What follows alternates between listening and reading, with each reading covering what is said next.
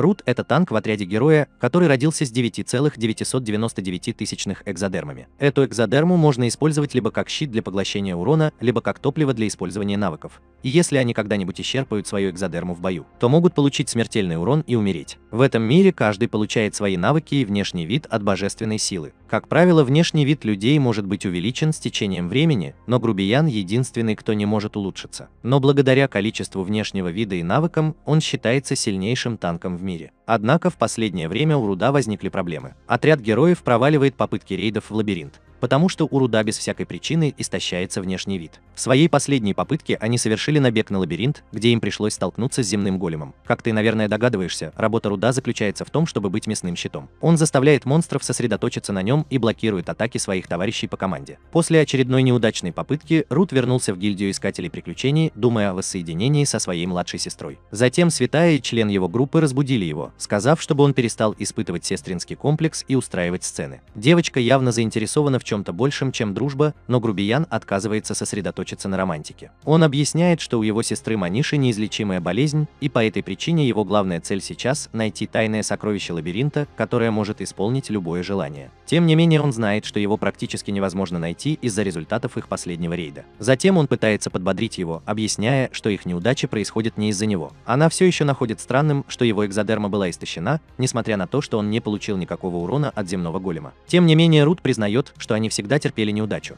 потому что его экзодерма истощалась каждый раз, когда они входили в лабиринт. Он извиняется перед ней за то, что сильно усложнил ее работу целителя, но она признает, что может выполнять свою роль только потому, что он всегда защищает ее. Она подбадривает его, говоря, что он величайший танк в истории благодаря количеству исходов. Внезапно появляется герой Кигл, такой же высокомерный, как ваш типичный сосед. Кигл извиняется за опоздание, объясняя, что он набирал людей для их вечеринки. Затем он здоровается с близняшками Лилией и Лилией, но Руд смущен, увидев двух новых девочек. Затем сердится и вмешивается, требуя объяснения от Кигласа. Она напоминает ему, что в группах, которые исследуют лабиринт, может быть не более 6 человек, но сейчас в них 7 человек. Киглас поправляет ее, объясняя, что их 6, потому что с этого момента грубиянов будут выгонять. Грубиян не понимает почему, но Киглс объясняет, что это потому, что он бесполезен. На самом деле Киглс единственный человек, который доволен этим решением. Остальные девочки просто не могут сказать об этом ни слова. Киглс начинает вспоминать вчерашнюю битву. Руд заблокировал одну из атак голема, но затем потерял всю свою экзодерму после того, как все решили атаковать. Это заставило Кигласа понять, что он не сможет добиться никакого прогресса, пока Руд рядом. Поэтому он решил пнуть его. Затем он попытался защититься, объяснив, что должна быть причина, по которой он случайно проигрывает свой исход. Тем не менее, Киглас обвиняет Руда в двух неизвестных навыках. Несмотря на попытку Нэн защитить Руда, Киглас просто игнорирует ее, объясняя, что два новых участника – это два танка уклонения. Короче говоря, им не нужен мясной щит, который может наносить только урон,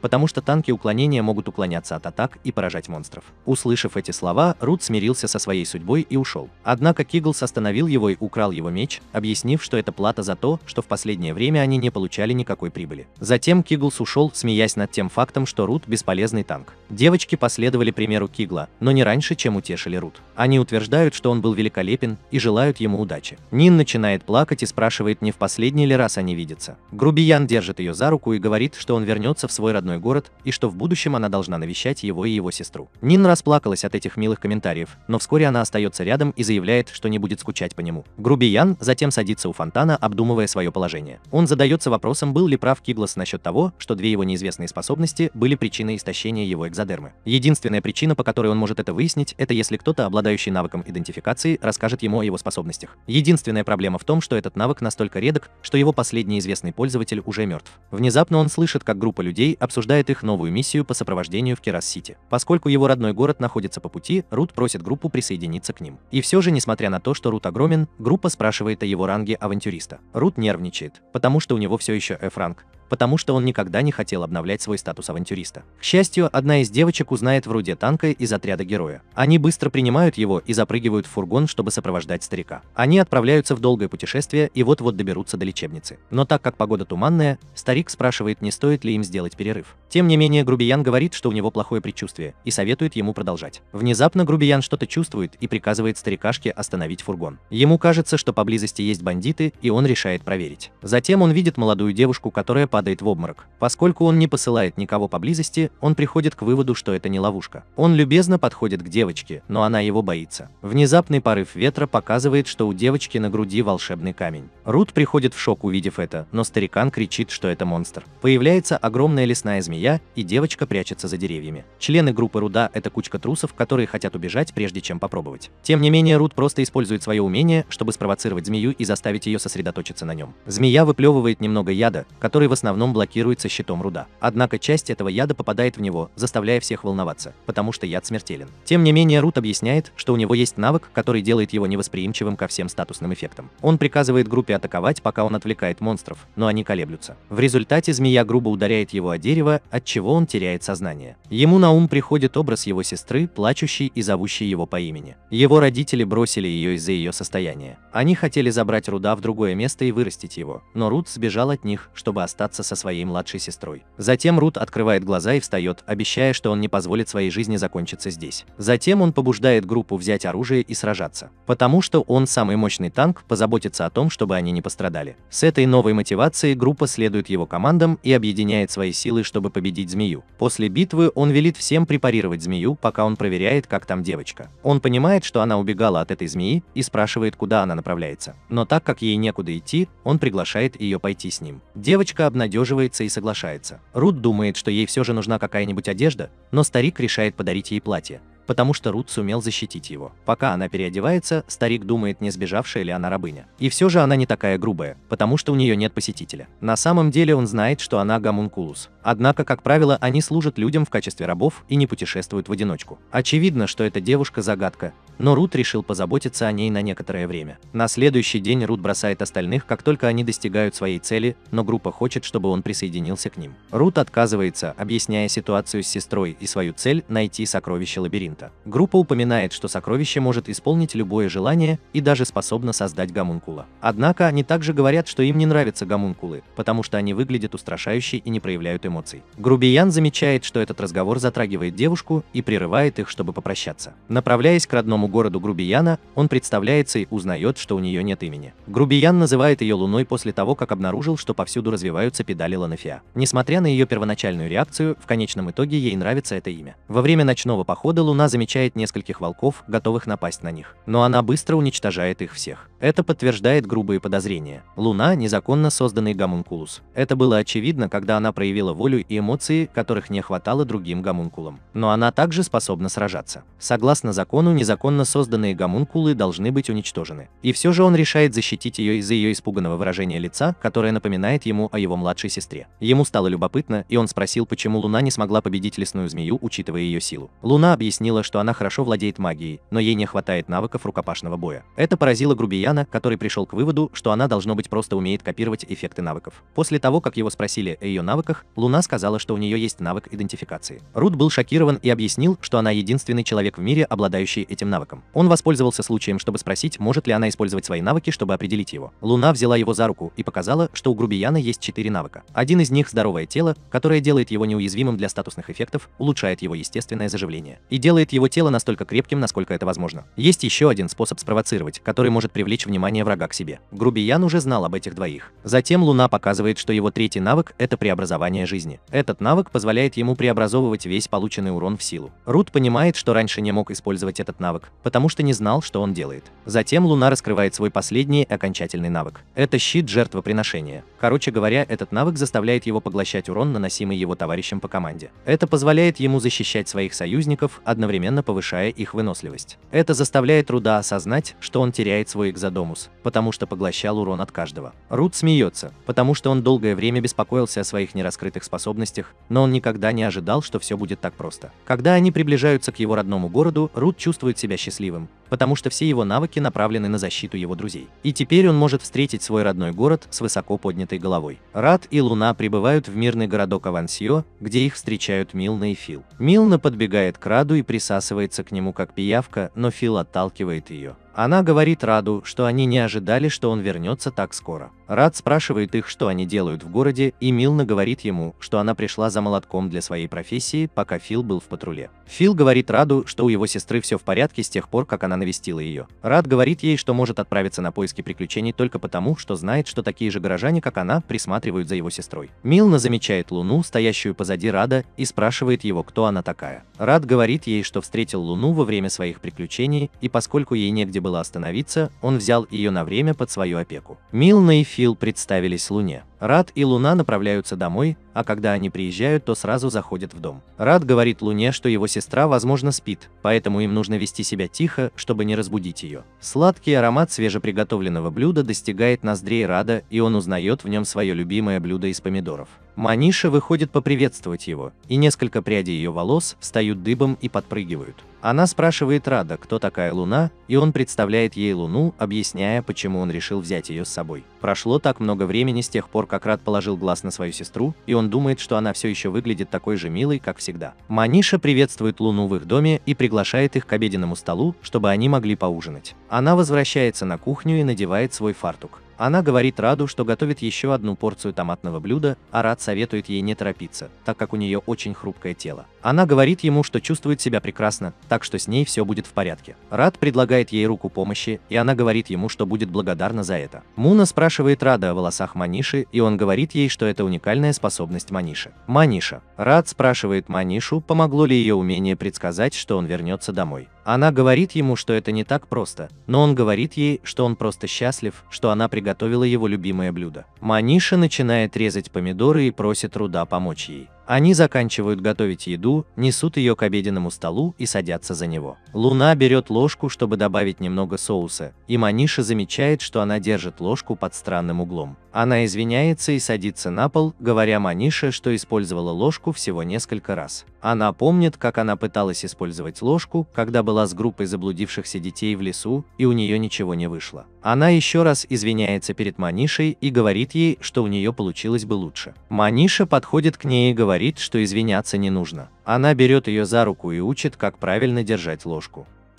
Она говорит, что научит ее пользоваться ложкой шаг за шагом, и Луна благодарит ее. Рад и Луна учат ее и другим вещам, таким как чтение, приготовление пищи и уборка, и через некоторое время она сама совсем знакомится. Однажды она готовит завтрак для Рада и Маниши, и они довольны тем, как много она приготовила сама. Они берут ложку этого блюда и приходят в восторг от его вкуса. Рад впечатлен тем, как Маниша смогла освоить основы жизни всего за несколько дней. Он задается вопросом, не является ли это уникальной способностью гомункулов к обучению. После завтрака Маниша просит Рада устроить Луне экскурсию по городу, поскольку в тот день была такая прекрасная погода. Рад говорит Манише, что он может воспользоваться этой возможностью, чтобы познакомить Луну с горожанами, а Луна боится знакомиться с новыми людьми. Маниша говорит ему, что одолжит Луне кое-что из своей одежды, и она встает из-за обеденного стола, чтобы взять одежду. Она выходит с голубым платьем и говорит Луне, что поможет ей одеться. Луна забирает платье у Маниши и говорит ей, что она оденется сама. Она бросается в свою комнату и закрывает за собой дверь. Луна спрашивает Рада, не расстроила ли она Луну, но он знает, что Луна действовала рефлекторно, потому что не хотела, чтобы Маниша увидела ее волшебный камень. Рад отвозит Луну в город и говорит ей, что в городе нет церкви или гильдии искателей приключений, только кузнец и аптека. В маленьком городке выделяется только фруктовый сад. Пока они гуляли, Ригил, отец Милны, поздоровался с Радом, и тот представил ему Луну. Ригил приветствует ее в городе. Рад говорит Ригилу, что потерял свой волшебный меч, и просит его помочь ему сделать новый. Ригил говорит ему, что сделает для него супермеч в кратчайшие сроки, так как он сделал специальный запрос. Он говорит ему, что попросит помощи у своей дочери, чтобы ускорить процесс, и Рад говорит ему, что он вернется за ним. Раджил просит его показать Луне зеленый волшебный сад, прежде чем они уедут. Рад ведет ее в сад, где растет волшебная зелень. Он рассказывает ей, что овощи выращиваются с помощью магии, поэтому их урожай не зависит от времени года, и они обладают высокой питательной ценностью. Несколько детей подходят к Раду и хвалят его за то, что у него появилась девушка. Он говорит им, что Луна просто его компаньонка, а не девушка. Они дразнят его, говоря, что он, вероятно, все равно не сможет найти себе девушку, потому что у него комплекс сестры. Он спрашивает их, кто их этому научил, и они выдают Фила. Внезапно бабушка Джиги окликает детей и приказывает им возвращаться в сад. Это заставляет Луну вспомнить, как она работала рабыней в прошлом, и как щелкнул кнут, опускаясь на спину другого раба. Этот звук приводит ее в ужас. Рад говорит бабушке Джиги, что она по-прежнему здорова, как всегда, и она благодарит его за комплимент. Она подходит к Луне, которая все еще ничего не помнит и спрашивает Рада, его ли она девушка. Он отвечает, что это не так, и знакомит ее с бабушкой, которая работает фармацевтом в городе. Она приготовила много лекарств, чтобы Манише стало лучше. Бабушка Джиги Рад просыпается и видит, что Маниша закончила готовить завтрак. Он предлагает ей помочь накрыть на обеденный стол, но она говорит ему, что справится сама. Лут садится и берет свежую газету. Луна стремительно спускается по лестнице и извиняется за то, что опоздала с приготовлением завтрака. Она удивлена, увидев, что Маниша закончила готовить завтрак. Маниша говорит ей, что это потому, что она еще не привыкла рано вставать. Луна говорит Раду, что ей неловко из-за того, что она так опаздывает, и он говорит ей не беспокоиться об этом, потому что смысл совместной жизни в том, чтобы помогать друг другу. У нее такое чувство, что она только получает и ничего не отдает взамен. Она говорит Раду, что он помог ей стать лидером в санном спорте и многому ее научил. Она спрашивает его, как он стал таким знающим, и он рассказывает ей о системе ученичества. Система ученичества – это отношение между мастером и ученицей. В те времена было принято, чтобы дворяне наставляли детей из трущоб на правильный путь. Это дало таким людям, как Рад и Маниша, возможность учиться в ночной академии. Это заставляет Манишу вспомнить то время, когда ее одноклассники говорили о том, что она удерживает Рада от осуществления его мечты. Рад зовет ее по имени, но она погружена в свои мысли. Он зовет ее во второй раз, и она, наконец, отвечает. Он говорит ей, что собирается в город, и спрашивает, не нужно ли ей чего-нибудь. Она отвечает, что ей ничего не понадобится, и он идет в свою комнату переодеваться. Однажды, когда они еще учились в академии, Маниша возвращалась с уборки. Она увидела Рада среди его друзей, которые хвалили его за то, что он лучший ученик. Все думали, что он станет рыцарем. Проходя мимо, она увидела, как несколько девушек моют окна и обмениваются праздными сплетнями. Они слышали, что Рад собирался стать искателем приключений, чтобы найти лекарство от болезни Минихи. Они думают, что он растратит свой потенциал впустую, если станет искателем приключений. Они обвиняют Манишу в том, что она не позволяет ему осуществить свои мечты. Мониша слышала все, что они говорили, и ей было жаль, что само ее существование мешает ее брату использовать все возможности, которые перед ним открываются. Мониша лежит на кровати и думает о прошлом, когда Луна стучит в ее дверь. Луна спрашивает ее, хорошо ли она себя чувствует, но она отвечает Луне, что просто задумалась о некоторых вещах. Луна подходит к ней и нежно касается ее руки. Она говорит Манише, что у нее был грустный вид, и она подумала, что проявив немного нежности, она почувствует себя лучше. Маниша спрашивает Луну, что бы она сделала, если бы кто-то был готов пожертвовать своей жизнью ради нее. Она помнит, как ее брат вернулся только ради нее, вместо того, чтобы выбрать лучший путь, который сделал бы его счастливее. Она спрашивает Луну, как бы она встретилась с кем-то подобным. Луна говорит ей, что она не уверена, что кто-то захочет зайти так далеко ради нее, но она говорит Манише, что этот человек выбрал путь, который делает его счастливее всего. Луна понимает, что она говорит о Раде, даже когда Маниша пытается это отрицать. Она советует ей попытаться быть честной с ним. Она рассказывает, как Рад помог ей, несмотря на то, что знал, что она гомункул, и она говорит Луне, что он видит вещи с другой точки зрения, чем другие. Маниша говорит ей, что она не знает, как смотреть ему в лицо, поэтому она пытается убедить себя, что он ей не нужен. Она старается держаться как можно дальше, даже когда хочет быть с ним очень нежной. Она находится в противоречии со своими чувствами, и Луна предлагает ей рассказать Раду о своих чувствах. Навык Маниши активируется, указывая на то, что Рад вернулся со своей прогулки. Она задается вопросом, как она расскажет ему о своих чувствах. Луна дает ей несколько советов эксперта, советуя ей говорить именно то, что она думает.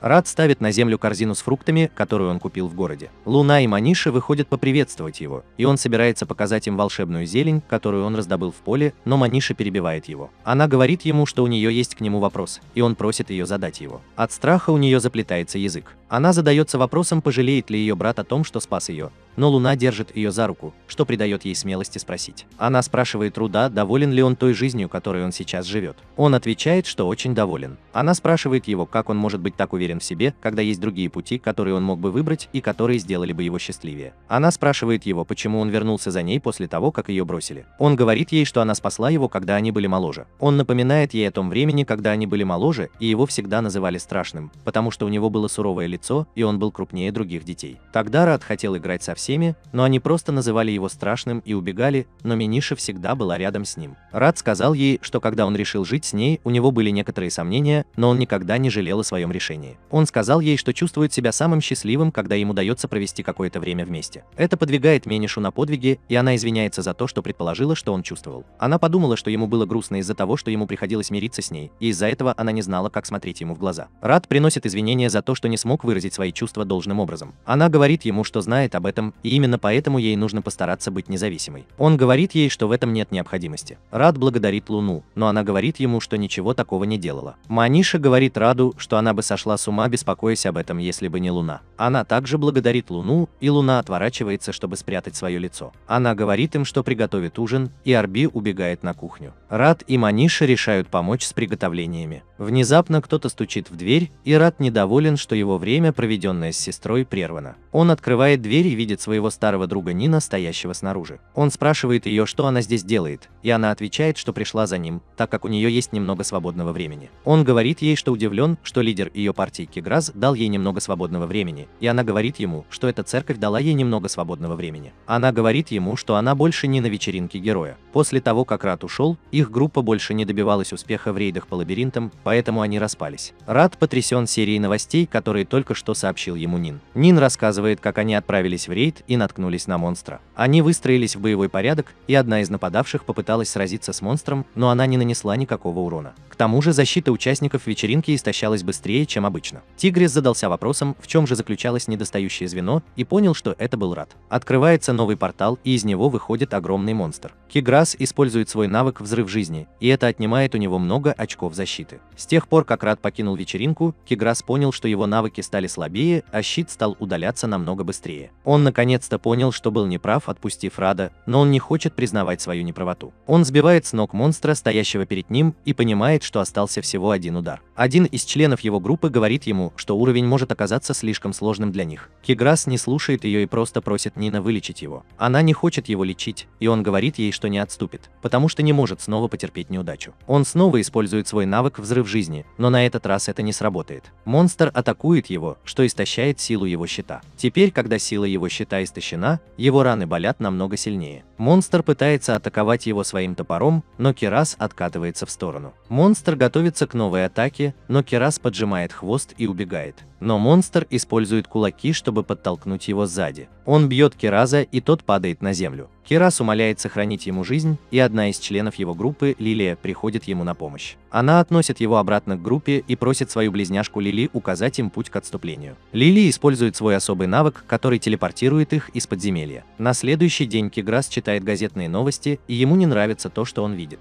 Он в отчаянии выбрасывает газету, обвиняя свою партию в том, что его высмеяли в газетах. Другие члены партии извиняются перед ним, но Лилия говорит ему, что остальные не сделали ничего плохого. Она говорит Кегресу, что они несколько раз терпели неудачу, потому что он безрассудно атаковал и был ранен. Она говорит ему, что он на некоторое время прекратил тренировки и стал слабым из-за чрезмерного употребления алкоголя. Она говорит ему, что он не может продолжать полагаться на навыки своего лайфберста, чтобы преодолеть каждый лабиринт, в который они попадают. Он говорит ей, что до сих пор это работало, и, как говорится, если что-то не сломалось, не чините это. Она говорит ему, что это сработало только потому, что у них был Рад. Она знает, что он, должно быть, заметил, насколько слабее стали его навыки. Она напоминает ему, что его умение отнимает очки щита. Он выпустил свой самый большой взрыв в жизни в тот день, когда Рад исчерпал свои очки щита. С этого дня она поняла, что Рад способен заменить собой истощенную силу щита. Она сказала ему, что он использовал 90 999 единиц сопротивления Рада, чтобы сделать свой навык таким мощным. Он сказал ей, что Рад не приложил руку к его открытию. Он сказал ей, что выбивание бесполезного танка не может повлиять на него таким образом, потому что он герой. Они все бросили его, сказав, что покидают вечеринку. Он пообещал, что быстро поправится и докажет им, что он самый сильный герой. Мин рассказала Рудю, что именно так группа распалась. Рудь приносит извинения за доставленные неприятности. Он сказал ей, что только недавно осознал последствия своего умения. Она сказала ему, что они сами виноваты в том, что не осознали этого раньше, и она извинилась. Она сказала ему, что теперь они могут забыть о прошлом, и что все улажено. Маниша и Луна входят в комнату, и Нин узнает их. Они приветствуют ее, и она говорит им, что задержится здесь ненадолго. Рад удивлен, услышав это, и она спрашивает его, хочет ли он, чтобы она уехала так скоро. Рад говорит ей, что в городе нет гостиниц, и искателям приключений, которые часто бывают в городе, приходится снимать комнаты. Маниша предлагает, чтобы Нин осталась с ними, если она согласится жить в одной комнате. Рад отводит ее в сторону и говорит, что Нин благородная и святая. Нин говорит ему, чтобы он не разглашал никакой не относящейся к делу информации о ней. Рад просто не хочет попасть под удар церкви за то, что расстроил Нин. Рад отводит уводит ее в свою комнату и говорит, что она может забрать это, а он останется в гостиной на все время ее пребывания. Внезапно кто-то стучится в парадную дверь в поисках Рада. Он открывает дверь, и Фил рассказывает ему, что в саду только что появилось огромное чудовище, которого она никогда раньше не видела. Они прибывают в сад и обнаруживают, что он разрушен. Они оглядываются по сторонам, и Фил указывает на монстра. Рут задается вопросом, что это за монстр, но Нин говорит ему, что его трудно разглядеть из-за магического элемента, покрывающего его. Она очищает его, чтобы избавиться от магического элемента, и они хорошенько разглядывают монстра. Рад никогда раньше не сталкивался с таким монстром. Он думает, что монстром управляет магическая стихия. Вилл пытается напасть на монстра сзади, но тот без особых усилий взмахивает хвостом, отправляя Вилда в полет. Фил и другие солдаты приходят, чтобы помочь ему подняться на ноги. Монстр пытается напасть на Вилда, но Рад использует свой навык насмешки, чтобы заставить монстра напасть на него. Он говорит всем, кто может использовать магию, сосредоточить свои исцеляющие заклинания на нем. Монстр бросается на Рада и пытается раздавить его лапой, но Рад использует свой щит, чтобы удержать лапу. Он приказывает остальным атаковать монстра, а сам отбивает атаки монстра. Монстр просто разворачивается, чтобы нанести некоторый урон на большой площади, и Рут видит, что все ранены. Мин и Луна исцеляют его и говорят ему выкладываться по полной, потому что они просто продолжат его лечить. Он говорит всем солдатам атаковать без страха,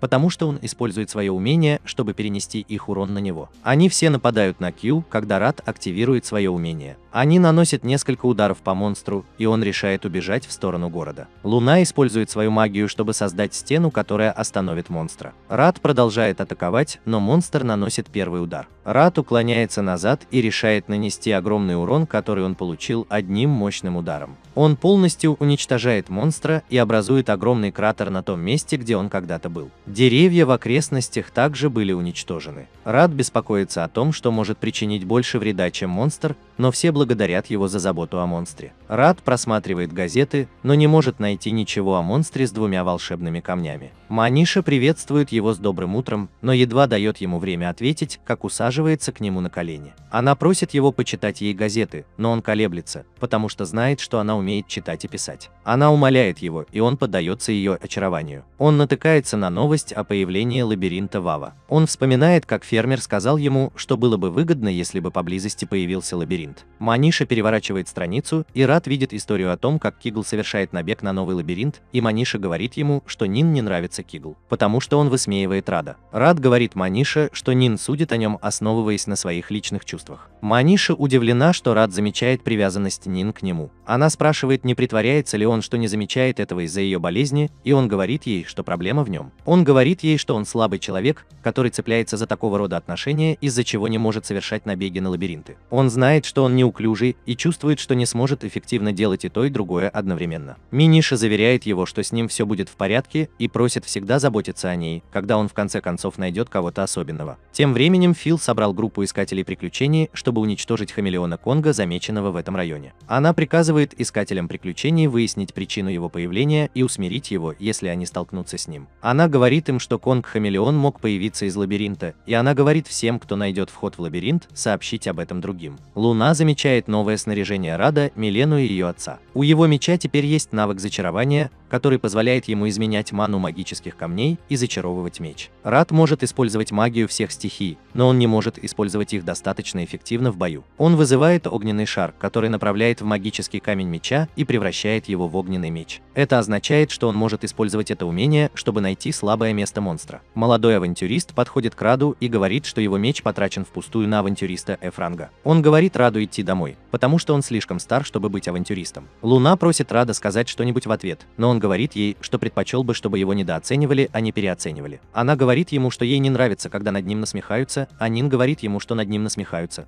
потому что он не повысил свой ранг. Она говорит, что авантюрист Рад достаточно силен, чтобы она назвала его рыцарем, но он отклонил ее предложение, когда она попросила его об этом. Авантюрист спрашивает Рада, почему он отказался, и Рад объясняет, что гильдия призывает авантюристов с высокими рангами. Его главной целью было найти лекарство от болезни Маниши, а не стать авантюристом. Внезапно между деревьями появляется Конг-хамелеон, замаскированный под человека. Он пытается неожиданно напасть на Фил, но она блокирует его. Существо пытается нанести еще один удар, но Фил блокирует его и наносит ответный удар. Нин хвалит мастерство Фила в фехтовании, а Рут Рут говорит ей, что Фил лучше, чем среднестатистический искатель приключений. Он бросается к ней и использует свой спровоцированный навык, чтобы заставить монстра напасть на него, а сам блокирует атаку своим щитом. Другие искатели приключений окружают монстра и атакуют его, а он не сопротивляется. Хотя удары монстра тяжелы, Рат рад видеть, что его стратегия приносит хорошие результаты. Фил приказывает авантюристам продолжать атаковать, но Рат чувствует, что что-то не так. Из-за сильных ударов и оглушительного рева Рат понял, что монстр похож на танк.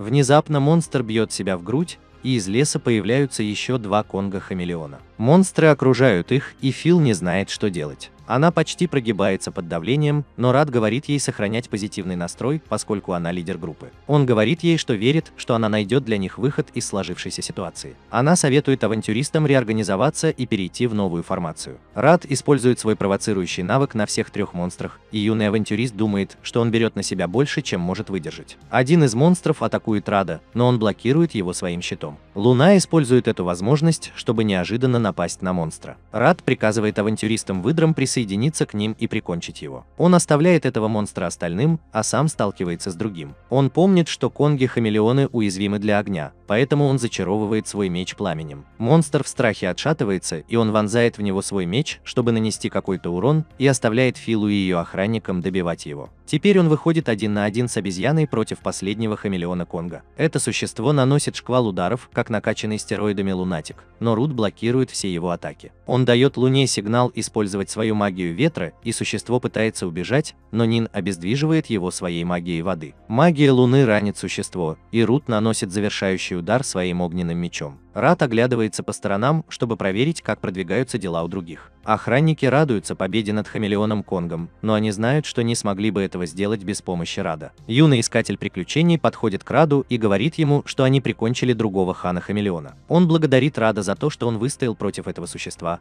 а Рад говорит ему, что танки никогда не отступают перед трудностями. Он извиняется за то, что смеялся над ним, и Рад говорит ему, что это естественно интересоваться рангом других, поскольку это определяет их навыки. Нин обращает внимание Рада на что-то в лесу. Он смотрит на вход в лабиринт, и на его лице появляется улыбка. Позже в тот же день вся деревня устраивает вечеринку. Фил поднимает тост за появление лабиринта и потенциальное развитие города. Луна замечает, что все хорошо проводят время, а Маниша говорит ей, что появление лабиринта может положить конец росту населения города. Луна считает, что это отличная новость, но Рада, похоже, это не убедила. К Манише подходит молодой охранник и приглашает ее куда-нибудь выпить. Рад переходит в режим чрезмерно заботливого брата и говорит мальчику, что выпьет с ним, если тот захочет с кем-нибудь выпить. Нин встречается с Луной и спрашивает Луну, нравится ли ей вечеринка. Она говорит Нин, что ей тоже нравится, но Рад, похоже, не слишком счастлива. Нин говорит ей, что он, вероятно, беспокоится, потому что не все лабиринты хороши. Нин объясняет, что в каждом лабиринте есть свои проблемы. Если монстры лабиринта не будут побеждены, они могут покинуть лабиринт, что сделает их угрозой для близлежащих жителей. Луна удивляется, почему город не собрал авантюристов, чтобы очистить лабиринт. Нин говорит ей, что в этом тоже есть свои проблемы,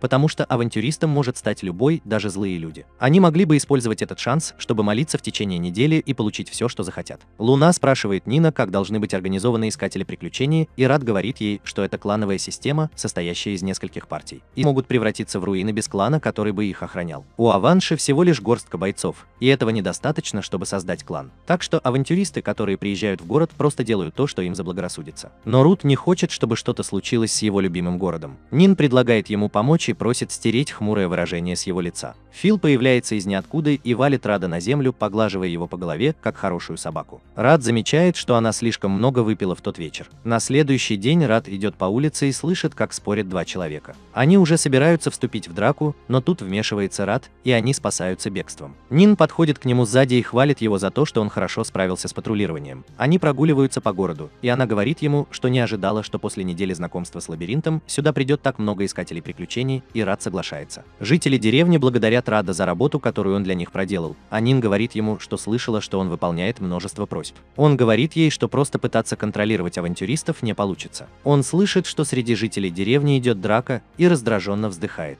Драка происходит между двумя авантюристами ранга А по имени Бэу и Герли из разных партий. Драка между ними обоими не привела бы к хорошему результату. Поскольку они вот-вот начнут рвать друг друга на части, Рад говорит им прекратить драку, потому что они пугают горожан. Бэу говорит ему, что они защищают достоинство своего клана, а ему говорят не лезть в их дела. Бэу говорит ему, что если он хочет, чтобы они прекратили, ему следует уладить их спор. Он спрашивает Руда, кому из их кланов следует разрешить въезд в город. Руд говорит им, что их кланы не нужны, если они придут в город, чтобы создавать проблемы, и просит их уйти, если это так. Один из людей Бэу пытается напасть на Рада за неуважение к своему хозяину, но Рад останавливает его. Нин говорит Раду, чтобы он прекратил тратить свое время, пытаясь развеять бред авантюриста. Она говорит им, что не будет снисходительна к ним, поскольку она вызывает несколько огромных магических кругов, которые пугают членов обоих кланов. Рад говорит им, что в городе действуют свои собственные правила, и он бросит им вызов, если они захотят подраться. Они быстро извиняются за то, что были неправы, и просят Руда присоединиться к их кланам, споря друг с другом. Рад говорит им прекратить спорить, потому что он не присоединился бы ни к одному из них. Рад рад узнать, что клановые искатели приключений отличаются от индивидуальных искателей приключений тем, что они знают, когда нужно отступить. Но Рад знает, что ему нужно остаться в городе на некоторое время, чтобы сохранить мир. Нин сказала ему, что была шокирована, когда они предложили ему присоединиться к их клану, и он сказал ей, что тоже был шокирован. Рад когда-то мечтал вступить в клан, который действовал бы как семья искателей приключений. Один из патрульных подошел к Раду и спросил его о конфликте между кланами. Рад сказал ему, что все улажено, и охранник велел Раду отправляться в их штаб-квартиру, потому что его ждет Бул. Рад удивлен этой новостью.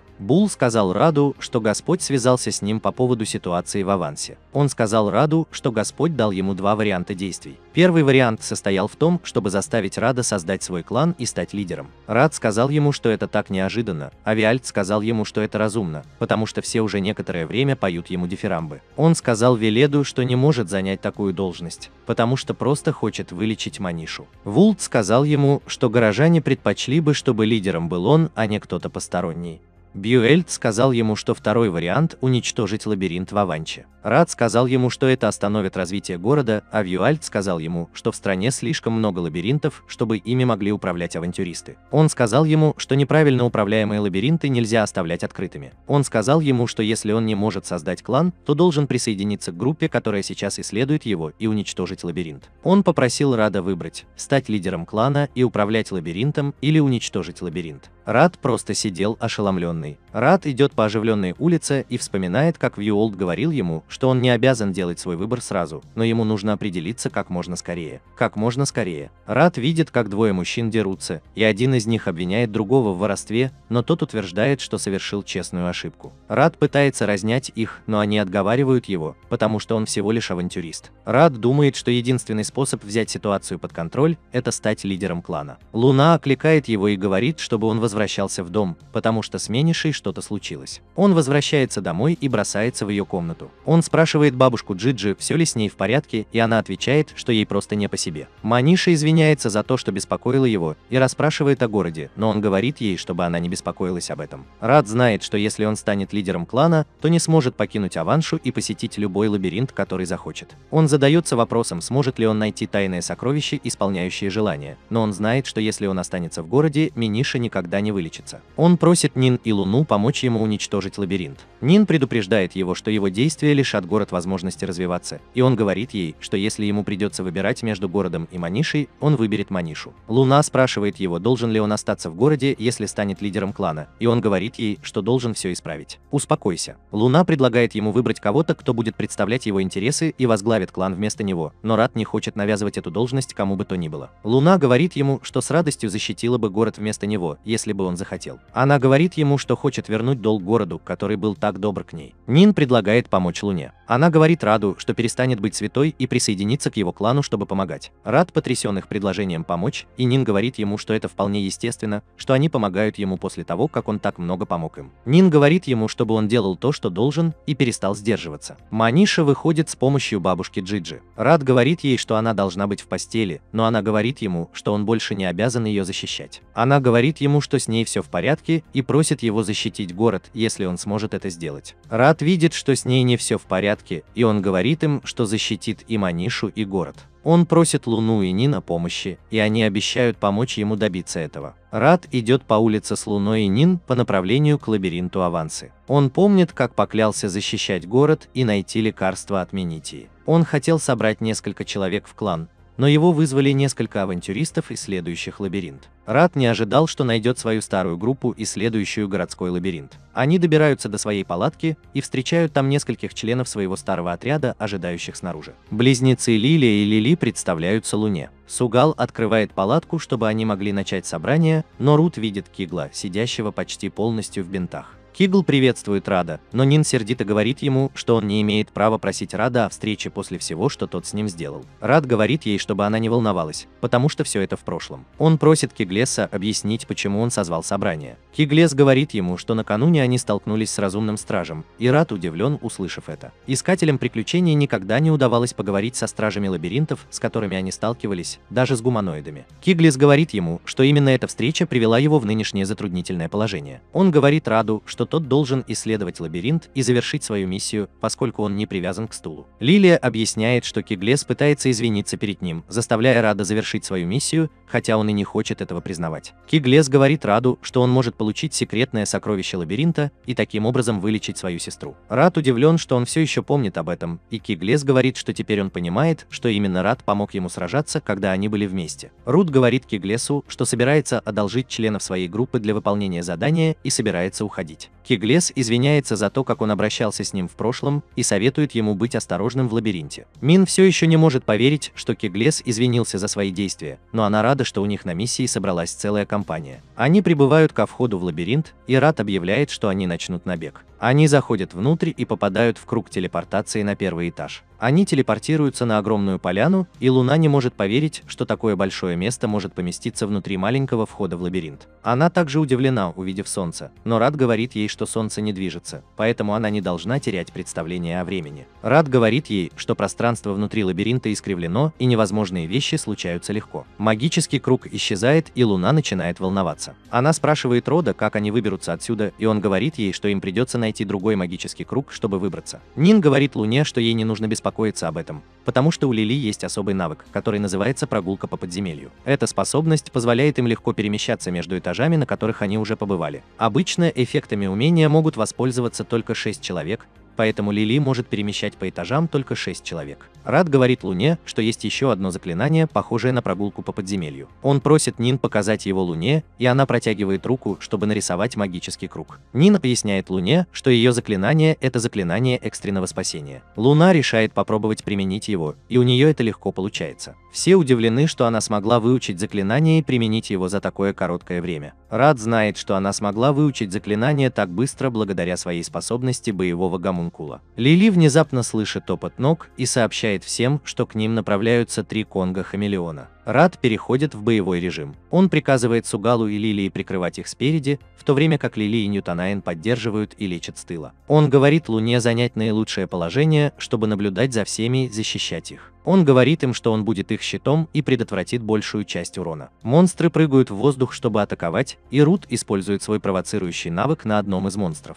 Второй монстр бросается на Сугала и атакует его, но Сугал блокирует его атаки. Третий Хан нападает на Лилию, Нин и Луну, но Лили накрывает его ледяными платформами, которые она использует, чтобы подняться в воздух и нанести удар с воздуха, серьезно ранив Хана. Она снова атакует и на этот раз отрубает монстру левую руку. Рад призывает группу продолжать атаку и уверяет их, что в этом случае они победят. Тем временем незнакомец наблюдает за ними через хрустальный шар, и он заинтригован их мастерством. Они побеждают монстров, а Лилия использует свой навык прогулка по подземелью, чтобы вывести группу на уровень, где они ранее столкнулись со стражем. Она говорит Раду, что они находятся на уровне Гардиан, но его нигде не видно. Внезапно 2 филдозавра нападают на них сзади, но они отскакивают в самый последний момент, чтобы избежать нападения. Рад замечает, что они атакуют быстрее, чем обычно, и он задается вопросом, не является ли это эффектом стража. Он говорит группе, что позаботится о монстре, и просит их найти магический круг, который выведет их с этого уровня. Рад использует свой провоцирующий навык, чтобы заставить монстров напасть на него, в то время как Лилия и Сугал протягивают ему руку руку помощи. Сугал говорит ему, что им нужно победить, уничтожьте монстра совместными усилиями, чтобы они поберегли свои силы для стража. Нин осматривает пол и находит магический круг. Она сообщает об этом Руду, и он приказывает группе поспешить к магическому кругу. Незнакомец, наблюдающий за ними, думает, что принял мудрое решение. Незнакомец наблюдает за тем, как они побеждают монстров и перемещаются по этажам. В данный момент они находятся на 9-м этаже, и незнакомец не может дождаться, когда они доберутся до него. Нин говорит группе, что последний этаж лабиринта 10-й, и Рад благодарит их за то, что они потакают его эгоистичному желанию. Они удивляются, откуда это вдруг взялось, и Лилия говорит ему, что ему не нужно извиняться, так как он делает это ради своей сестры. Она говорит ему, что все они знают, как важна семья, и на его месте поступили бы точно так же. Все они входят в круг и говорят ему, чтобы он пока не благодарил их, потому что главное испытание еще впереди. Нин протягивает Руду руку и встает, чтобы пожать ее. Он входит в магические круги и уверяет их, что вместе они победят стража. Они поднимаются на 3-й этаж. Это травянистая равнина, а над головой бушует гроза. Незнакомец аплодирует им за то, что они достойно сражались и наконец добрались до верхнего этажа. Рот узнает в нем стража, а страж говорит им, что он не ожидал, что они окажутся такими могущественными. Он приглашает их в свой лабиринт и представляется как Мариус. Рад говорит ему, что слышал, будто предыдущая группа нашла его на 5-м этаже. Мариус говорит ему, что ему пришлось ждать их на последнем этаже, чтобы он мог выложиться по полной. Он говорит им, что 10-й этаж – это его владение,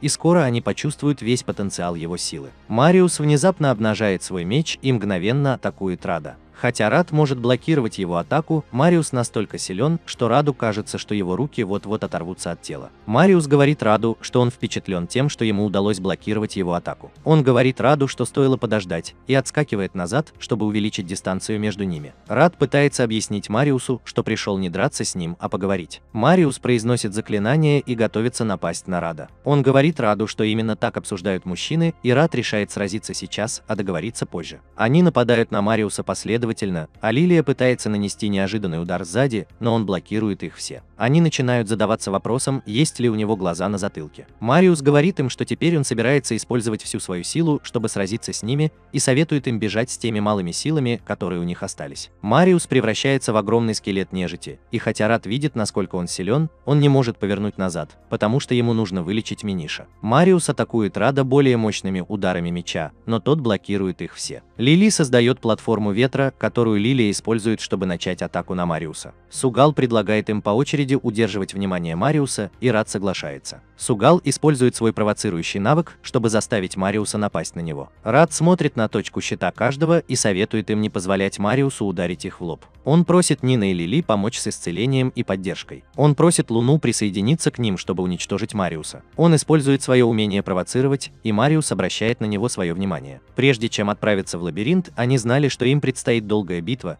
но были убеждены, что победят благодаря навыкам Рада. Они верили в его навык преобразования жизни, который позволил ему превратить потерянный поглощенный щит в навык атаки. Лилии удается нанести мощный удар по Мариусу, но она выглядит такой измученной, что Луна начинает беспокоиться, что она упадет в обморок. Мин говорит ей, что с ними все будет в порядке, пока задняя линия остается на месте. Она советует Луне быть терпеливой и терпеть, а сама сосредотачивается на восстановлении передней линии. Рад замечает, что движения Марии замедляются, и задается вопросом, не устает ли она. Поглощенный щит Рада сильно истощился, и он решает использовать свой навык преобразования жизни, чтобы нанести мощный удар по Мариусу. Они думают, что победили, но Мариус остается непобежденным, но он выглядит раненым. Рад видит, что его атака была эффективной, и он знает, что если ему удастся поразить его еще одним навыком преобразования жизни, они победят. Внезапно Мариус использует свой магический навык, чтобы швырять в них огромные камни. Рад использует защитный навык, чтобы попытаться защитить их, но Лили ранена. Лили бросается к ней, но Лили уверяет ее, что рана легко заживет. Мариус отшвыривает Сугала, и он несколько раз отскакивает от земли как камень, прежде чем остановиться.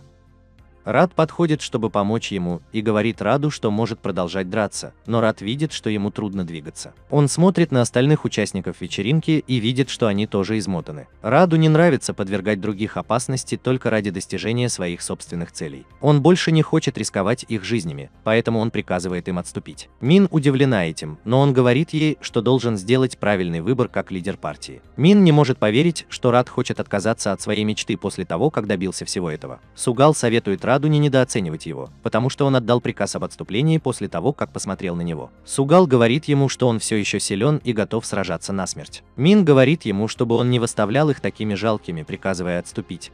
поэтому Рад просит их помочь спасти Минишу. Лилия и Лили сливаются воедино и превращаются в Лилили. Они начинают нападать на Мариуса несколько раз, и Сугал тоже нападает. Луна и Нин поддерживают его со спины, и Рад благодарен им всем. Сугалы поглощают удары щита, но Рад решает сразить Мариуса одним последним ударом. Он использует свой навык преобразования жизни и наносит удар в цель. Мариус чуть не падает, но удерживается рукой и пытается нанести контратаку Раду. Рад знает, что его поглощенный щит разобьется, если атака попадет в цель, но он решает поглотить его и превратить в свою силу. Когда Мариус наносит удар, Рад преобразует его своим умением и наносит ответный удар, сбивая Мариуса с ног. Погода проясняется, а Рад очень устал. Мариус возвращается к своей человеческой форме и говорит Раду, что битва была веселой. Рад напрягается, готовый к атаке, но Мариус говорит ему, что он больше не может двигаться. Он говорит Раду делать то, что он хочет, и Рад удивляется, что битва окончена. Он говорит Раду, что битва еще не закончена полностью, пока он не уничтожит его окончательно. Рад говорит ему, что он пришел поговорить, а не сражаться. Он садится рядом с Мариусом и спрашивает, есть ли у него тайное сокровище лабиринта, которое исполняет любое желание. Мариус роется в карманах и бросает волшебный камень Раду. Он говорит Раду, что этот камень способен творить чудеса. Он говорит ему, что камень можно использовать только один раз,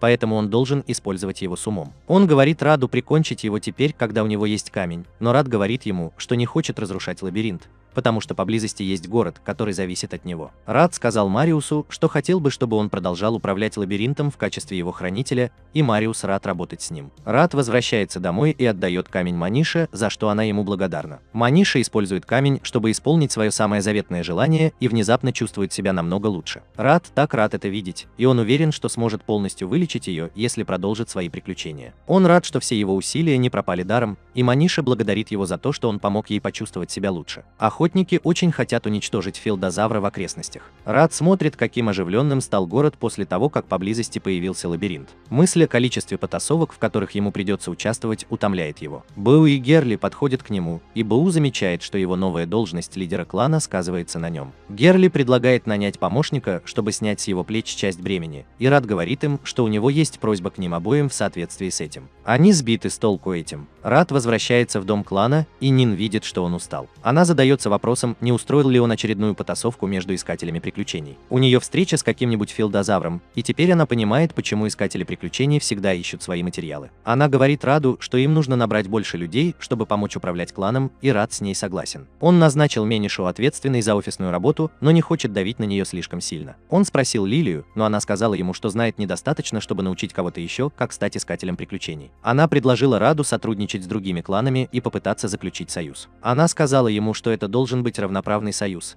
иначе это сведет на нет цель создания клана в городе. Она сказала ему, что ни один клан не согласится на это, если он не предложит им что-то выгодное, и Рад согласен с ней, поскольку его клан состоит из его компаньона. Лилия надеялась, что Раду есть что предложить, чтобы он мог быстро сформировать альянс и создать клан. Рад сказал Нинну, что единственное, что они могут предложить, это боевая мощь. Поскольку Рад сказал другим искателям приключений, что они прогнали Мариуса, чтобы защитить его, ему понадобится кто-то другой, чтобы управлять кланом вместо него. Рад сказал Нин, что он делает все возможное с тех пор, как поговорил с Лилией. Нин говорит ему, что она убеждена, что их клан очень скоро станет грозным, но Рад слышит нотки разочарования в ее голосе. Он спрашивает ее, почему она разочарована, и она отвечает ему, что если они станут большим кланом, у них будет меньше времени на одиночество. Рад потерял дар речи. Нин говорит ему, что если ему трудно заставить людей присоединиться к клану, он может использовать ее для продвижения клана среди других. Рад говорит ей, что он не может этого сделать, потому что ей это не понравится. Внезапно Мариус врывается в дом клана и говорит Раду, что хочет, чтобы он управлял лабиринтом. Он видит Рада и Нин в подозрительном положении и спрашивает их, что они задумали. Рад отрицает какую-либо связь между ним и Нин и говорит Мариусу, что он слишком занят, чтобы управлять лабиринтом. Мариус решает вступить в клан и помочь Раду прекратить драки.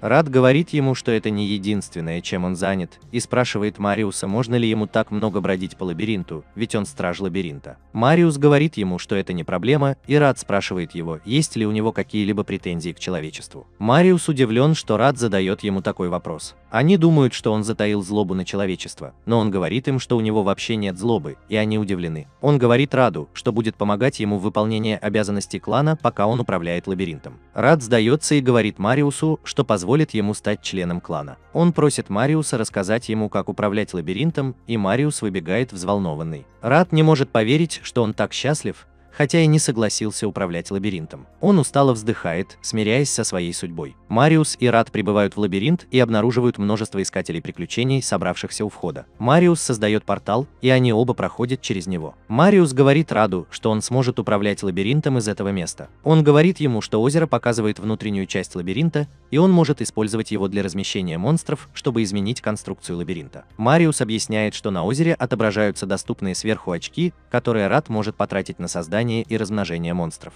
Рад спрашивает его, увеличиваются ли очки сами по себе, и Мариус говорит ему, что очки увеличиваются со временем. Истощение поглощенного щита авантюристов также увеличивает количество доступных очков. Рад подсчитал, что если его поглощенный щит будет сильно истощен, он сможет набрать разумное количество очков. Он просит Мариуса показать ему, как работает операция, и Мариус создает копию гоблина и вызывает его где-то в лабиринте. Рад дергает себя за щеку, говоря ему, что он отпугнет искателей приключений, если будет продолжать в том же духе. Он спрашивает Мариуса, может ли он воспроизвести каких-либо монстров, кроме гоблинов, и Мариус дает ему список монстров, которых они могут воспроизвести. Он говорит Раду, что монстров можно воспроизвести только с оригинала, который уже был создан. Он говорит ему, что монстры могут проникнуться к нему симпатией и помочь ему в трудную минуту, если он установит с ними связь. Рад удивлен, что монстры могут испытывать симпатию к людям. Мариус собирается создать монстра, который будет стоить 1 000 000 очков, но Рад говорит ему, что это слишком дорого. Мариус говорит ему, что именно здесь пригодятся гримуары. Гримуары позволяют им создавать монстров случайным образом, как в игре Гача. Он говорит Раду попробовать, и Рад случайным образом создает слизь. Слизь сразу же нравится Раду, и Мариус говорит ему, что теперь они могут воспроизвести эту слизь. Рад понимает, что со временем они смогут создавать монстров S-ранга. Он знает, что большинство искателей приключений приходят в лабиринт, чтобы поохотиться на филдозавра и получить необходимые материалы. Но как только искатели приключений добудут достаточное количество материалов, активность в лабиринте прекратится. Способность создавать случайных монстров позволит им создавать монстров, которые будут занимать искателей приключений в лабиринте. Рад счастлив, потому что это также поможет ему управлять своим кланом. Слизняк внезапно бьет Рада по голове, отчего тот отлетает в сторону. Мариус говорит ему, что они получили 1000 очков за попадание слизняка. Он счастлив, что им удалось создать редкую слизь. Слизь достается Раду, и Рад благодарит ее за то, что она подала ему блестящую идею. Рад говорит Мариусу, что возьмет на себя управление лабиринтом. Мариус удивлен этим, но Рад говорит ему, что пока не возьмет на себя управление, пока не подумает о том, какой лабиринт лучше всего использовать. Это привлечет еще больше искателей приключений. Он просит Мариуса продолжать управлять лабиринтом до тех пор, и Мариус соглашается. Он спрашивает Мариуса, что ему делать со слизью, и Мариус просит его взять ее с собой. Рад забирает ее домой, к удивлению Маниши и Луны. Луна пытается защитить Манишу от слизи, но Рад говорит ей, что она дружелюбна. Он решает отдать ее Манише в качестве домашнего питомца, и Маниша говорит ему, что им придется дать ей имя. Рад решает назвать слизняка Лаймом, и слизняк, похоже, доволен этим именем. Позже в тот же день Фу передаст просьбу Рада лидеру своего клана. Лидер его клана удивлен, что Рад хочет объединить кланы. Его помощник говорит Бэу отклонить просьбу Рада, поскольку его клан очень слаб, но лидер решает отправить ему приглашение. Герли также передает просьбу Рада лидеру своего клана, и она отправляет ему приглашение. Несколько дней спустя Рад и его спутники отправляются в город Калет в сопровождении Лилии и Лили. Город оказался больше, чем они ожидали. Лили с нетерпением ждет возможности посетить городской бал, но Лилию пугает сама мысль об этом. Мариус замечает какие-то флаги, и Рут говорит ему, что это флаги кланов Клык Черного Дракона и Коготь Белого Тигра. Он помнит, как оба клана прислали ему приглашение на бал, который они устраивали в городе Калет. Он собрал всех, чтобы сообщить им эту новость, и они были рады за него. Нин поняла, что это было не просто приглашение, и спросила Рада, в чем подвох. Рад сказал ей, что они отклонили его предложение стать союзником и рассмотрят его только в том случае, если они будут служить под их началом. Он сказал им, что они также потребовали Нин в обмен на сотрудничество, потому что она известная святая. Рад пытался вступить в союз с другими кланами, но те также хотели использовать Нин в качестве рычага давления. Нин не могла поверить, что она так популярна, и спросила Рада, не хочет ли он обменять ее. Рад сказал ей, что отпустит ее только в том случае, если она сама этого захочет, но в противном случае он ее не отпустит. Она сказала ему, что не планирует быть частью какого-либо клана, кроме его, и он обещает отклонить это условие, если оно когда-нибудь будет поставлено. Рад сказал им, что планирует посетить бал,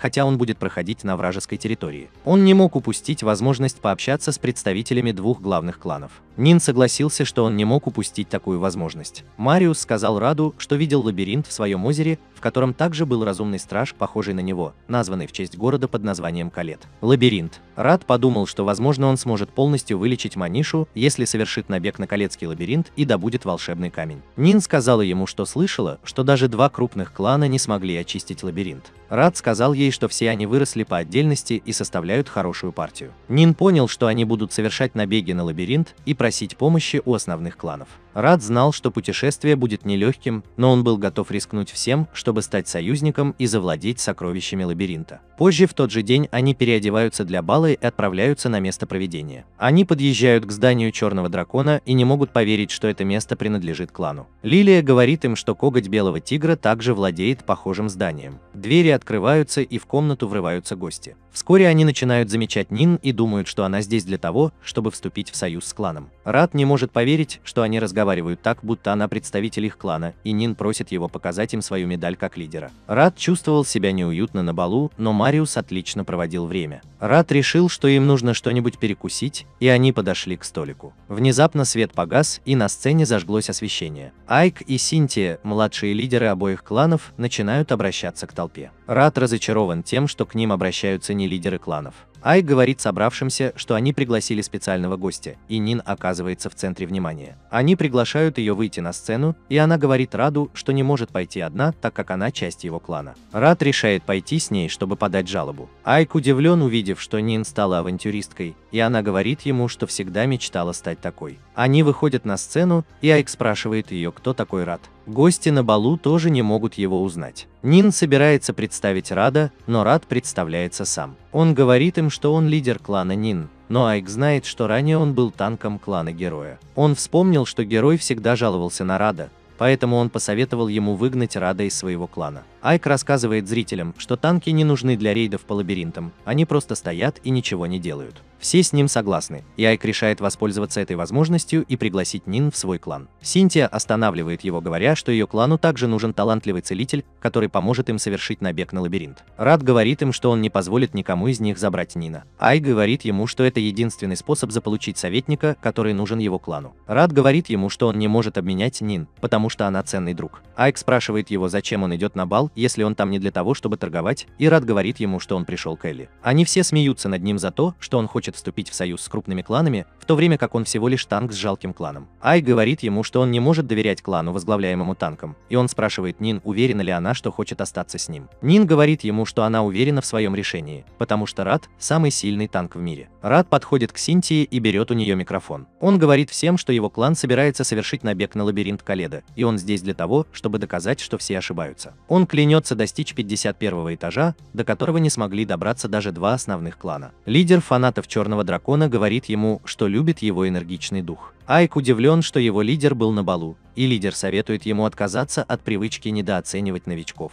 Черт возьми, лидер представляется Раду, и они пожимают друг другу руки. По рукопожатию Рад может сказать, что Гоша очень сильный. Гош берет микрофон и говорит всем, что он готов объединиться с Радом, если тот хочет совершить набег на лабиринт. Он выбрасывает телефон, и лидер когтя Белого Тигра мисс Лудл выходит из своего камуфляжа. Она говорит всем, что также готова вступить в союз с кланом, который утверждает, что они могут покорить лабиринт. Гош говорит Раду, чтобы он сдержал свои слова, если он серьезно настроен вступить в союз. После бала они возвращаются в свой домик, и Мариус удивляется, почему никто не признает силу Рада. Рад говорит ему, что нельзя определить, насколько силен человек только по его внешнему виду, но Мариус говорит ему, что влиятельные люди узнают других влиятельных людей. Мариус обещает Раду, что они покорят лабиринт и посрамят людей, которые насмехались над ним. Мариус идет принимать ванну, и Рад говорит ему быть осторожным. Луна и Нин встречаются с Радом, чтобы пожелать ему спокойной ночи, и Рад клянется покорить лабиринт ради своих друзей. Рад клянется покорить лабиринт Каледа, чтобы защитить своих друзей. Билли выходит из своей комнаты и говорит Раду, что ей нужна его помощь, и быстро тащит его в свою комнату. Рад удивляется, почему она вдруг стала такой скрытной, и, подняв глаза, видит, что она выглядит очень смущенной. Она просит его помочь ей с завязками на платье, и он помогает ей с завязками и бантом. Она благодарит его за услугу и счастлива, что теперь может удивить свою сестру чашечкой чая. Рад собирается уйти, но она останавливает его. Она говорит ему, что хотела бы спросить его о чем-то серьезном, чтобы они могли уединиться. Она спрашивает его, собирается ли он стать стать лидером клана, и он отвечает, что да. Она была впечатлена тем, как смело он заявил о своих намерениях на балу. Она сказала ему, что слишком слаба, чтобы рассказать кому-либо о своих планах, и Род спросил ее, чем бы она хотела заняться. Она взяла с него обещание не смеяться над ней, потому что у нее нет такой грандиозной цели, как у него. Она сказала ему, что не хочет вечно полагаться на свою сестру и хочет научиться обеспечивать себя сама. Когда Лилия рядом, ей не нужно ни о чем беспокоиться, потому что Лилия обо всем позаботится. С тех пор, как они были детьми, Лили постоянно совершала ошибки, но Лилия всегда защищала ее. Лили знает, что Лилия идеальна и способна на все, особенно когда они ссорятся. Лили может поддержать ее только сзади, и Рад говорит ей, что это потому, что она владеет магией. Лили говорит ему, что Лили тоже владеет магией, но она может драться на близком расстоянии. Когда они объединяются, личность Лили обычно становится доминирующей, и Лили никогда раньше не сражалась в одиночку. Раду всегда было интересно, кто отвечает за их общее тело. Лили сказала ему, что не хочет навязываться сестре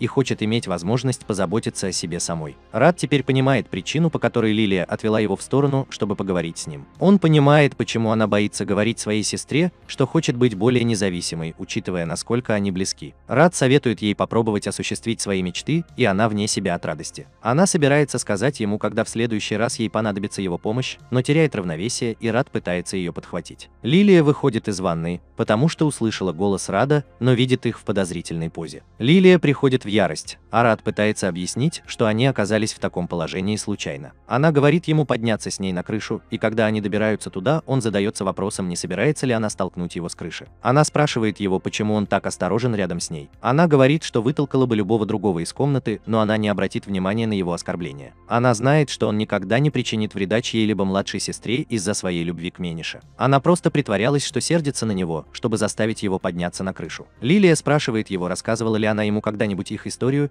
и он вспоминает, как она сказала, что их бросили родители. Она говорит ему, что более точной историей было то, что родители жестоко обращались с ними, поэтому они сбежали. Лилия помнит, что их отец был особенно жесток, из-за чего Лили было трудно общаться с мужчинами. Еще одна причина, по которой она хотела поговорить с ним, заключалась в том, что Лили открылась ему. Она сказала ему, что хотела бы отвезти Лили туда, где она сможет быть по-настоящему счастлива, но до тех пор она хочет, чтобы она была в безопасности. Рад видит, что они любят друг друга. Он рассказывает Лилии, что Лили описала ее как идеальную женщину, способную на все. Лили говорит Раду, что она совсем не такая, и он с ней согласен. Он говорит ей, что она теряет самообладание, когда речь заходит о ее сестре, и кажется, что она почти другой человек. Она называет его лицемером за эти слова, а он отшучивается. Она благодарит его за то, что он выслушал ее, и он говорит ей, что она всегда может поговорить с ним о чем угодно, потому что они близкие друзья. Она обещает сообщить ему, если что-нибудь случится. На следующий день группа отправляется в лабиринт Колет. Лилия и Лилия уже были там, и Рад надеялся, что они не заставили их ждать слишком долго. Лили сказала ему, что только что вернулась с 49-го этажа, и Рад был потрясен. Она сказала ему, что ее сопровождали исследователи подземелий, и теперь она может телепортировать их всех на этот этаж с помощью своего навыка прогулка по подземелью. Они все счастливы, что она когда-то спасла их. Она говорит им, что не поднималась на 50-й этаж, чтобы они могли оценить частоту появления монстров. Лилия говорит Раду, что она собирала кое-какую информацию. Она изучила состав партий, которые использовали два основных клана во время своих рейдов. Клык Черного Дракона взял с собой 4 нападавших, включая их лидера и 2 целителей для поддержки. В то время как Коготь Белого Тигра взял с собой 4 магических нападающих и 2 целителей. Они оба использовали комбинации скоростных функций, и Рад выяснил, что их нападавшие действовали как танки. Она сказала ему, что на этажах много монстров, которые наносят статусные эффекты, и Рад рад, что его навык здорового тела может свести это на нет. Они знают, что пройти лабиринт будет непросто, но они готовы выложиться по полной и добраться до 51-го этажа, чтобы объединиться. Они входят в лабиринт, и Рут говорит Мариусу охранять их тыл, пока он ведет их. Он говорит Луне, что она будет нападать на них в ближнем бою, пока Лилия, как всегда, приспосабливается к ситуации. Он говорит Нин, что она будет их целительницей, но замечает, что Лили чувствует себя неуютно. Он спрашивает ее, что случилось, и она спрашивает его, может ли она взять на себя командование во время битвы, и Лилия удивлена. Рад видит, что она уже пытается измениться, и он говорит ей отдавать команды, пока Нин помогает ей. Лили использует свой навык прогулка по подземелью, и они поднимаются на 49-й этаж. Рад видит, что этот этаж не подходит для бойцов, ориентированных на скорость, но он будет удобен для танка. Мариус говорит всем, что поблизости есть монстры, и Рад тоже это замечает. Нин удивлена, что Рад может сказать, что поблизости есть монстры. Мариус сказал ему, что это привилегия управляющего лабиринтом Аванча. Мариус видит, что 2 пути перед ними ведут в одно и то же место, и монстры блокируют оба пути. Он понимает, что если они пойдут по одному пути, монстры с другого пути нападут сзади и возьмут их в клещи.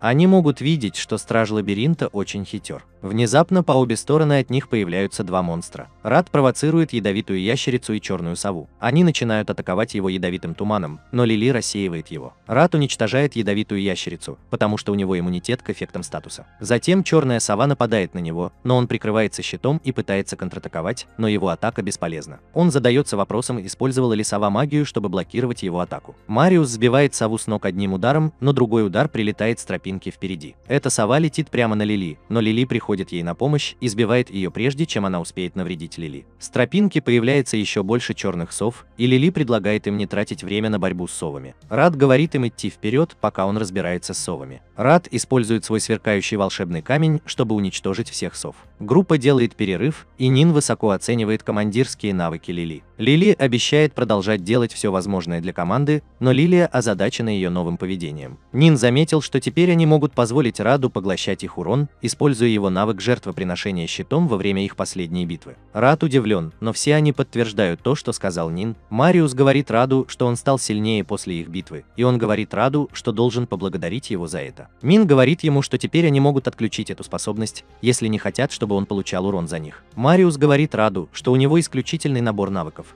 потому что только несколько танков могут идеально привлечь внимание монстров. Мариус говорит ему, что он был бы еще более исключительным, если бы овладел навыком самоисцеления. Рад интересуется, существует ли такой навык, и Мариус удивлен, что люди о нем не знают. Рад понимает, что Мариус не человек, и он говорит Мариусу, что они многого о нем не знают. Все с ним согласны. После того, как он стал их союзником, они забыли расспросить его о подробностях его жизни. Рад просит его рассказать им о себе, но говорит, что он не обязан говорить то, чего не хочет, чтобы они знали. Мариусу требуется некоторое время, чтобы подумать, а затем он говорит им, что он демоноид, что удивляет Рада. Как правило, существа в их мире делятся на людей и полулюдей, но в прошлом были и демоноиды. Демоноиды похожи на полулюдей, но в отличие от полулюдей, которые поклоняются богу людей, демоноиды клянутся в верности демону. Он говорит Раду, что это краткая версия подробностей о нем самом. Он может управлять лабиринтом только потому, что он демоноид. Он объясняет, что люди используют лабиринты для своей выгоды, но лабиринты были созданы для того, чтобы уничтожить мир людей. Мин удивлена, что это не их бог создал лабиринты, чтобы обогатить людей. Мариус говорит ей, что эта история была выдумана, но Лилия говорит ему, что именно это им всем рассказывали в детстве. Лили подтвердила это, но она уверена, что кто-то когда-то знал правду в прошлом. Мариус сказал им, что лабиринтом Каледа, вероятно, также управляет демоноид, и этот демоноид очень силен. Он сказал Раду, чтобы тот был осторожен, когда будет сражаться со стражем. Рад спросил его, согласен ли он сражаться против своего народа, и Мариус сказал ему, что они ему не нравятся из-за того, что они делают со своей жизнью. Мариус извиняется за то, что сопровождал его в личной битве. Рад говорит ему, что считает его другом и ценит его поддержку. Лилия говорит ему, что она не против, если он не причинит вреда Лили, и Лили говорит то же самое о Лилии. Они все говорят ему, что у них все хорошо, и Мариус благодарит Рада за то, что он позволил ему остаться с ними. Лили решает, что им нужно обсудить, как они будут побеждать монстров на следующем этаже, и Рад предоставляет ей слово. Они подходят ближе и обсуждают свои боевые планы, но Лили не может понять нового поведения Лили. Они поднялись на 49-й этаж, уничтожив всех монстров, и в конце концов добрались до 50-го этажа. Костяной дракон приветствует их на площадке, и Рад начинает действовать. Он использует свой провоцирующий навык, чтобы привлечь дракона, и он думает, что стратегия Лили сработает хорошо. Он помнит, как она говорила о костяном драконе и о том, как они могут вызывать статусные эффекты, которые нарушат их формирование. Она сказала Руду, что он будет атаковать впереди, пока они остаются вне зоны досягаемости атаки дракона. Ее сестра и Мариус нападут на дракона из-за пределов его досягаемости. Она сказала им, что было бы лучше использовать сокрушительные атаки, а не рубящие, потому что дракон сделан из костей. Она сказала им зачаровать свое оружие огнем, прежде чем вступать в бой с драконом, потому что они чувствительны к огню. Она говорит им использовать огонь в качестве основного заклинания и предупреждает, что тело дракона покраснеет, как только он потеряет определенное количество здоровья. Дракон атакует Рада, но он блокирует его, и тот внезапно осыпает его градом костей, но Рад защищается. Лили оказывает ему некоторую поддержку, и он благодарен ей. Рад понимает, что ему нужно держаться подальше от крыльев дракона. Он решает привлечь его внимание, прежде чем двигаться дальше. Как только он делает движение, дракон атакует его, но он блокирует удар. Луна беспокоится о том, что атака может быть отбита, но Нин говорит ей, что все это часть плана. Рад не ожидал, что дракон окажется таким быстрым. Мариус и Лилия внезапно нападают на монстра, и Рад благодарит их за помощь. Они продолжают нападать на монстра, и Рад убежден, что с ним все будет в порядке, пока он видит приближение атаки монстра. Монстр внезапно готовит атаку Ей, которая царапает Лилию и Мариуса. Рад говорит Нину исцелить их от ядовитой атаки, пока он отвлекает монстра. Нин и Луна исцеляют их, пока Рад и Лили сражаются с монстром. Лили использует огненное заклинание, а Рад использует свой спровоцированный навык, но монстр теперь неуязвим. Лили говорит ему приготовиться к атаке, и монстр выстреливает в него густой жидкостью, но он блокирует ее. Из-за ила его щит становится тяжелым,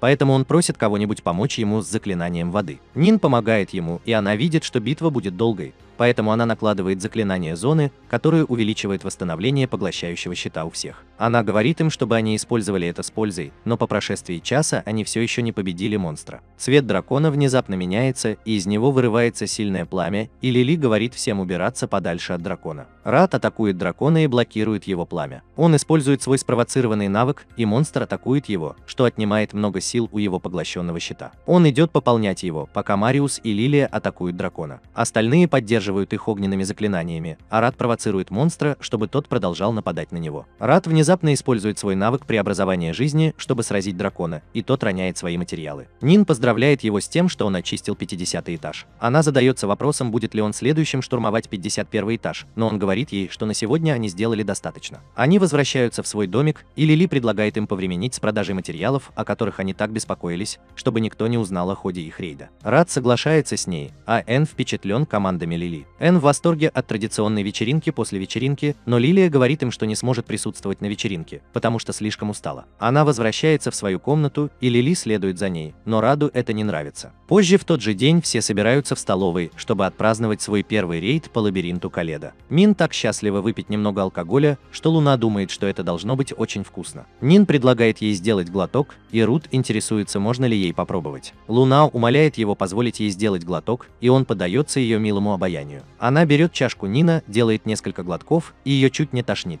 потому что вкус такой отвратительный. Нин говорит ей, что ей нужно привыкнуть к этому вкусу, и Луна удивляется, почему она позволила ей попробовать это. Мин просто хотела увидеть ее реакцию на алкоголь в первый раз, и она говорит Луне, что ей станет лучше, если она будет пробовать это чаще. Мин сразу же меняет тему. Она заметила, что Рад сблизился с Лилией.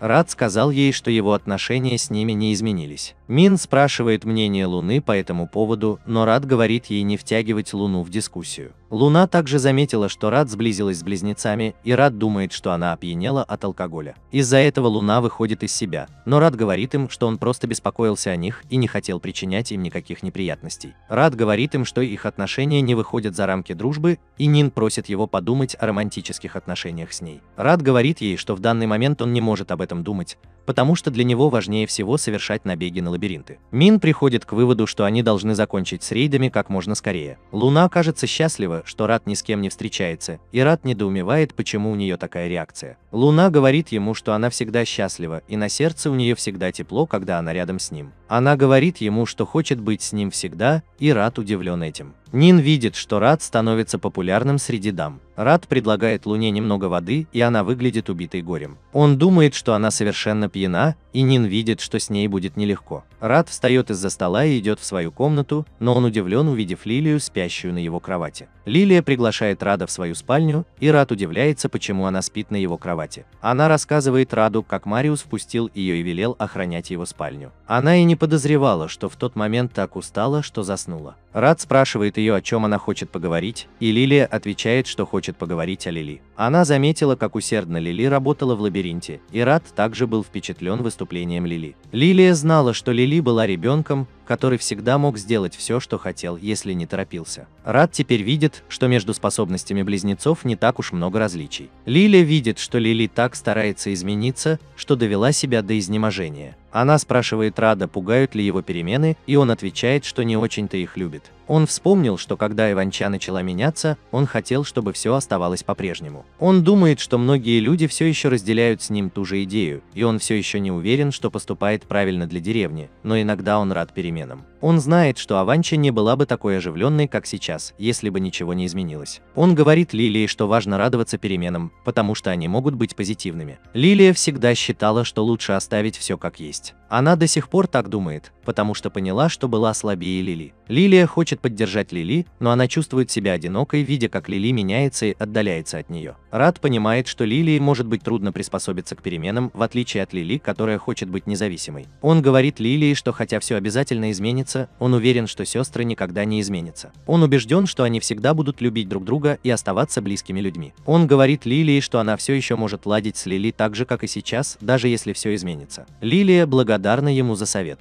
Она удивлена его заботливостью, и он говорит ей, что просто сказал все, что пришло ему в голову. Рад сказал Лилии именно то, что она хотела услышать. Лили сияла так ярко, когда они совершали набег на лабиринт, что Лилия даже не могла на нее смотреть. Она обещает, что на следующий день, пока они будут в лабиринте, она будет наблюдать за тем, как Лили старается изо всех сил. Рад подбадривает ее, и она клянется сдержать свое обещание. На следующий день они возвращаются в лабиринт, и Лили собирается использовать свое умение ходить по подземельям, чтобы отправить их на 51 этаж. Она напоминает всем, что об этом уровне не так много информации, потому что основные кланы не могли пройти дальше этого этажа. Она знает, что этаж покрыт густым туманом, и советует им использовать другие средства для обнаружения монстров, а не магию обнаружения. Рад решает, что Лили будет использовать магию обнаружения, в то время как он и Мариус будут обнаруживать монстров в пределах видимости. Рад говорит Луне оставаться начеку, и Луна говорит ему, что она не имела в виду ничего из того, что сказала прошлой ночью. Нин впечатлен тем, что Луна не потеряла сознание после выпивки. Лили активирует свою магию, и они прибывают на 51 этаж. Рад видит, что туман действительно густой, и Лили говорит ему, что они не смогут использовать магию обнаружения на этом этаже. Рад просит Луну попытаться рассеять туман с помощью ее магии ветра. Луна использует свою магию ветра, но туман не рассеивается. Мариус говорит им, что туман был создан с помощью магии, поэтому ветер его не развеет. Мариус говорит Рудю сосредоточиться на обнаружении магии внутри монстров, если он хочет их найти. Рудю пытается обнаружить монстров, но у него возникают лишь смутные ощущения. Он пробует еще раз, и у него появляется правильное ощущение приближения монстра. Он предупреждает всех быть настороже и использует свой навык насмешки. Рад получает удар водной магией, в то время как несколько рук хватают его из тумана. Нин думает, что монстр — это Сакидзин, и Луна решает уничтожить его своей магией, но это неэффективно. Нин понимает, что туман настолько густой, что они не могут разглядеть монстра. Рад использует свои ощущения и видит, что есть область, не покрытая туманом. Он говорит всем двигаться в этом направлении, и все спешат туда. Рад использует свой навык насмешки над монстром, который заставляет его выйти из тумана. Рад видит, что монстр Сахуаджин, но их трое. Рад отбивается от одного, а другой пытается напасть на него, но он блокирует его. Третий собирается напасть на него, но Мариус приходит ему на помощь и вырубает его. Хотя Мариус и не может видеть сквозь туман, он все равно может уловить энергию монстра. Рад и Мариус наконец-то овладели своим особым навыком обнаружения и смогли победить всех сахваджинов.